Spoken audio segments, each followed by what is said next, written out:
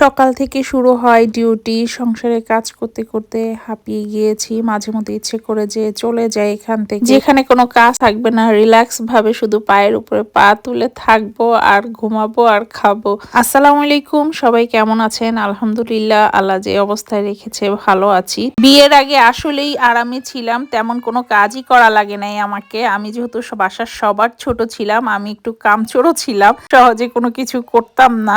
যাই হোক, বিয়ের পরে আর সেটা সম্ভব হয় নাই। বিশেষ করে বিদেশে আসার পর তো পুরাই কাজের বুয়া হয়ে গিয়েছি। বাচ্চাদেরকে স্কুল থেকে আনার পর আমার পা চলছিল না আর অনেক টায়ার্ড লাগছিল। তো আমি হাজবেন্ডকে বলতেছিলাম যে আমার পক্ষে সম্ভব না আজকে কোনো কাজ করার। তো আমি ভেবেছি যে সে বলবে তুমি রেস্ট নাও, সব কাজ আমি করব, মানে রান্না বান্না সবকিছু আমি করব, কারণ সে প্রায় সময় রান্না বান্না করে থাকে, কারণ এখানে তার কেউ নাই, সো দুজনকেই দেখতে হবে। তো সে সেটা না করে বলল চলো যে বাহিরে যেয়ে খেয়ে আসি সবাই মিলে, রান্না করার কোনো দরকার নাই। তো কি করার, আর চলে আসলাম। এই রেস্টুরেন্টটা এর আগেও আমি দেখিয়েছি, এটা একটা বুফে রেস্টুরেন্ট, জার্মানির অ্যাসেন শহরে। এটা যেহেতু এটা একটা অ্যারাবিস রেস্টুরেন্ট আর এখানে সবকিছুই হালাল আর ওদের খাবারগুলাও অনেক মজা। তো এখানে প্রথমে বাচ্চাদের জন্য নিয়ে নিয়েছি, তারপর আমি কি খাবো সেটা আমার জন্য নিয়ে নিলাম। দুপুরবেলা যাওয়াতে মানুষজনের ভিড়টাও অনেক কম ছিল, সেজন্য আমরা অনেক সময় থাকতে পেরেছি সেখানে।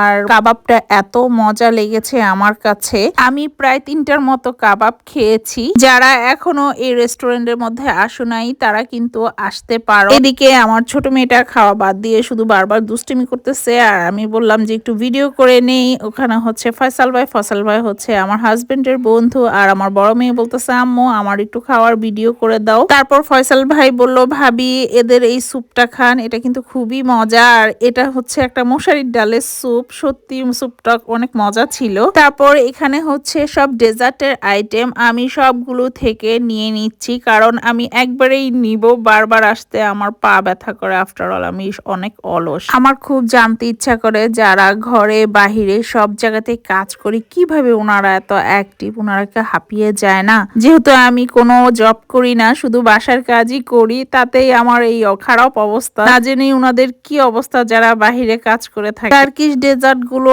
এত মিষ্টি যে কি বলবো, ওদের কেকটাই শুধু আমার কাছে ভালো লেগেছে, আর সব থেকে অনেক বেশি মিষ্টি লেগেছে। পাশেই ছিল বাঙালি দোকান। খাওয়া দাওয়া শেষ করে দোকানে চলে এসে সবজি দেখলাম, মা গো মা, দোকানে এসে সবজির দাম দেখে তো মাথায় হাত। সবগুলোর কেজি হচ্ছে 9 ইউরো করে, বাংলা টাকায় প্রায় কেজি প্রতি দাম পড়ে 1200 থেকে 1300 করে। তারপর যাই হোক কিছু সবজি টবজি নিয়ে চলে আসলাম মার্কেটে সে সেল চলতেছে। তো জ্যাকেট খুঁজতেছিলাম, পাই নাই। তারপর চলে আসলাম অ্যাসেনের মিডিয়া মার্কেটে। এখানে আমার একটা ভ্যাকুয়াম ক্লিনারের দরকার ছিল, তো আমি একটা মেশিন কিনে নিয়েছি। আচ্ছা, আমার ভিডিওগুলো আপনাদের কাছে কেমন লাগে একটু কমেন্ট করে আমাকে জানাবেন। তো খাওয়া দাওয়া শেষ, ঘোরাফেরা শেষ, এখন বাসায় চলে যাব। শুরু হলো বাচ্চাদের বায়না, মানে খেলাধুলা করবে তারা। তো সবাই ভালো থাকবেন, আল্লাহ হাফেজ।